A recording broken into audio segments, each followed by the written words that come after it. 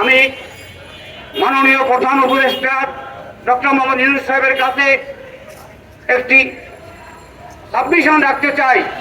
আপনি তো আপনার তদন্তপূর্ব জুলাই আগস্টের বিপ্লবে শত শত ছাত্র নিহত হয়েছে, আহত হয়েছে, এর হুকুম কে দিয়েছে, গুলি করার অর্ডার কে দিয়েছে, এগুলি তদন্ত করে তাদেরকে চিহ্নিত করতে হবে এবং তাদেরকে বিচারের আওতায় আনতে হবে।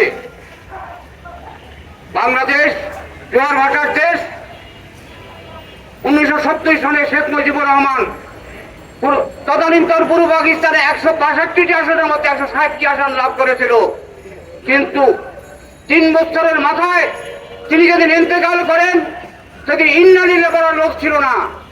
বাংলাদেশের বিভিন্ন রাজনৈতিক দলের প্রতি আমাদের আহ্বান, 5ই আগস্ট আগে যারা ফ্যাসিস্টের দোসর ছিল তারা বিভিন্ন দলে আশ্রয় নিয়ে এখন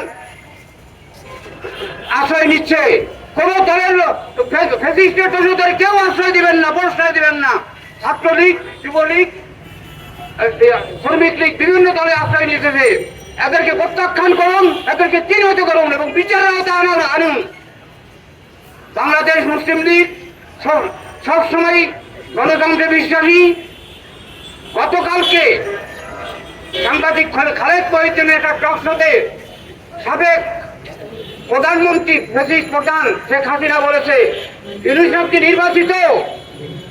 বাংলাদেশের শতকরা 100 জন মানুষই জানে যে আপনি 14, 18, 24 কিভাবে নির্বাচন হয়েছে। ব্যালট বক্সে কি আলাদা গিয়েছিল, রাখতে বলে আপনি নির্বাচন দাবি করেন। আপনার লজ্জা করে না যে আপনি নির্বাচিত? মুসলিম লীগ নবাব শের সলিমুল্লাহ প্রতিষ্ঠিত একটি রাজনৈতিক সংগঠন, যেটি 1906 সালে প্রতিষ্ঠিত হয়েছিল ব্রিটিশ শাসিত ভারতের মুসলমান সহ নিম্নবর্ণের হিন্দু সবার ন্যায্য অধিকার আদায়ের জন্য। দুঃখের সাথে বলতে হচ্ছে, এই মুসলিম লীগের নেতৃত্বেই 1947 সনে ব্রিটিশ শাসিত ভারত থেকে পাকিস্তান নামক রাষ্ট্রের সৃষ্টি হয়েছিল এবং পাকিস্তান সৃষ্টির পর থেকেই আমাদের প্রতিবেশী রাষ্ট্র ভারত, যারা চাইছিল না এই স্বাধীনতা, যারা মুসলমানদের স্বাধীনতা স্বাধিকার তাদের অধিকার কখনোই দিতে চাচ্ছিল না, তারা ষড়যন্ত্রে লিপ্ত হলো। পর্যায়ক্রমিক ভাবে তারা এই দেশের মধ্যে ষড়যন্ত্রের বীজ বপন করতে থাকলো। তার ফলশ্রুতিতে 54 সনের নির্বাচনে মুসলিম লীগের ভরাডুবি হলো একটা মাত্র কারণে, কারণ মুসলিম লীগ সৎ রাজনীতি করে। বিগত 53 বছরে যারা রাজনীতি করেছেন তারা ক্ষমতায় থেকে আবার ক্ষমতায় অধিষ্ঠিত হয়েছেন। কিন্তু 1954 সাল খান আসাদ বলে গিয়েছেন, ক্ষমতায় থাকার পরেও তারা শান্তিপূর্ণ ভাবে বিজয় যুক্ত ফ্রন্ট সরকারের কাছে ক্ষমতা হস্তান্তর করেছিলেন। তারপরে ধারাবাহিক ভাবে এদেশের মানুষ বরাবরই প্রতিবাদ মুখর। তারা পশ্চিম পাকিস্তানের অনিয়ম এবং বৈষম্যের বিরুদ্ধে সোচ্চার হয়ে উঠল এবং 71-এ মহান মুক্তিযুদ্ধের মধ্য দিয়ে এই মহান স্বাধীনতা আমরা অর্জন করলাম। স্বাধীন সার্বভৌম বাংলাদেশ পেলাম। কিন্তু সংবিধানে পরিষ্কার ভাবে লেখা আছে, পূর্ব পাকিস্তানের চিহ্নিত সীমানায় স্বাধীন সার্বভৌম বাংলাদেশের সীমানা। তারপরে আপনারা সবই জানেন 53 বছর আমরা অতিক্রম করলাম, কিন্তু যে উদ্দেশ্যকে সামনে রেখে, যে গণতন্ত্রের জন্য, যে ন্যায় বিচার ভিত্তিক সমাজের জন্য, যে মানবিক মর্যাদার জন্য মুক্তিযুদ্ধ হয়েছিল, দেশ স্বাধীন হয়েছিল, আস্তে আস্তে ভূলুণ্ঠিত হতে থাকলো, মানুষ অধিকার বঞ্চিত হতে থাকলো, ন্যায় বিচার থেকে বঞ্চিত হতে থাকলো, মানবিক অধিকার থেকে বঞ্চিত হতে থাকলো, বৈষম্যের শিকার হতে থাকলো। তারই ফলশ্রুতিতে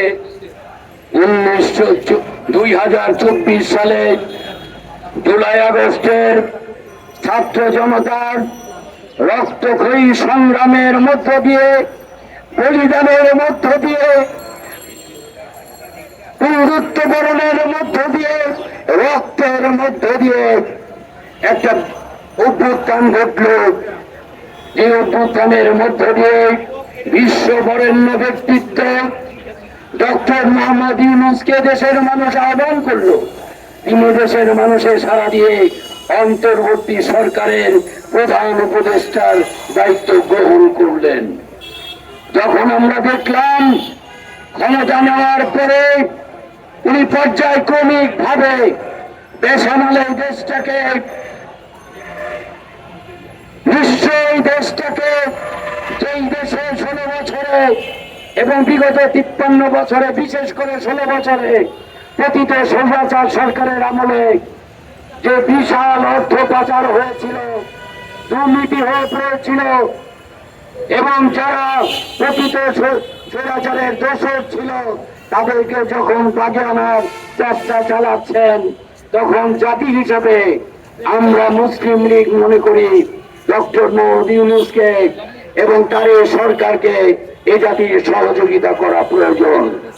আমরা মনে করি যতটা দ্রুত সম্ভব আপনার জাতির চাহিদা মোতাবেক সংস্কারের জন্য সম্পন্ন করবেন, পাশাপাশি নির্বাচনের ব্যবস্থা করবেন এবং সেই নির্বাচনে যেন কোন ঋণ খেলাপি, কোন বিল খেলাপি, কোন অর্থ পাচারকারী, কোন দুর্নীতিবাজ, কোন চাঁদাবাজ, কোন সন্ত্রাসী কোন দল থেকে নমিনেশন পেতে না পারে এবং স্বৈরাচারের কোন দোষর যাতে কোন দল থেকে নমিনেশন না পেতে পারে সেই ব্যবস্থা করতে হবে।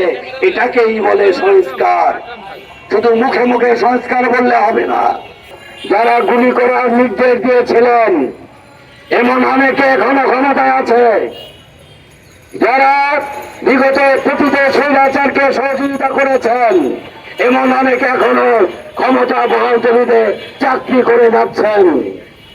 পুলিশ বাহিনী যথেষ্ট দায়িত্বশীল, কিন্তু যিনি তাদের সেনাপতি থাকবেন তিনি যদি স্বৈরাচারের দোষর হয়ে থাকেন তাহলে কোন নির্দেশ প্রতিপালন হবে না। কোথাও যদি আপনি আবেদন নিবেদন করেন তো শান্তি শৃঙ্খলার বিঘ্ন করতে পারে, সেই ব্যাপারে যদি কোনো পুলিশ কর্মকর্তা নির্বিকার ভূমিকা পালন করেন তাকে আমরা কার দোষর হিসেবে চিহ্নিত করতে পারবো? এগুলো খুঁজে বার করতে হবে। কারণ প্রশাসন, পুলিশ, বিচার বিভাগ সব জায়গায় দোষর বসে আছে, এদেরকে সরাতে হবে।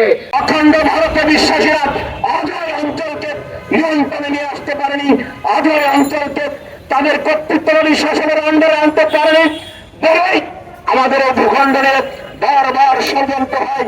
তো বন্ধুগণ, আজকে আল্লাহর অশেষ মেহেরবানিতে ইউনূস সরকার স্বর্গীয় দূত হিসাবে আমাদের মাঝে নেমে এসেছে। একটি যৌক্তিক সময়ের মধ্যে কিভাবে রাষ্ট্রের ক্ষমতা হস্তান্তর করা যায় এই প্রক্রিয়া চূড়ান্ত করে একটি নির্বাচনের আয়োজন করতে হবে। তা না হলে আমাদের এদেশের জন্য গভীর নিকষ কালো অন্ধকার অপেক্ষা করছে। এই নিকষ কালো অন্ধকার একমাত্র ইউনূস সরকারই পারে দূর করতে। ইউনূস সরকারকে এই উদ্যোগ এবং এই বাস্তবায়নের জন্য দেশবাসীকে সহযোগিতা করার আহ্বান জানাই।